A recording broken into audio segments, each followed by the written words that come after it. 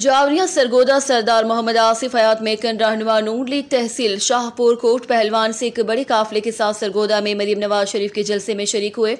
सरदार आसिफ हयात मेकन के काफिले में सरदार आसिम शेर मेकन, साबिक जिले चेयरमैन सरगोदा सरदार शफकत अब्बास मेकन, महर जमीरुल हसन जावरी, साबिक चेयरमैन जावरिया, सरदार वासिफ हयात मेकन, महर मोहम्मद रियाज जावरी, डॉक्टर जफर अब्बास, चौधरी मुमताज गुजर, साबिक वाइस चेयरमैन जावरिया, राना मोहम्मद अबू बकर, साबिक वाइस चेयरमैन जावरिया, महर मोहम्मद अरशद भक्कर, राजा अकील अहमद, महर फयाजुर रहमान, काजी महर अकरामुल्ला हत्तार, रब नवाज शाहीन, इमरान गोंदल, दिलशाद रजा भट्टी, मोहम्मद नियाज हत्तार, मोहम्मद सरफराज रेहान, मोहम्मद रियाज बकर, राना करीम दाद जम्मट, राना मौला दाद जम्मट, राना जिहादाद जट जम्मट और राना असद हयात जम्मट समेत इलाका भर की सैकड़ों कारकुनान समेत मुस्लिम लीग नून के कारकुनान शरीक थे। रिपोर्ट हाजी जफर अब्बास, तहसील रिपोर्टर शाहपुर जावरिया।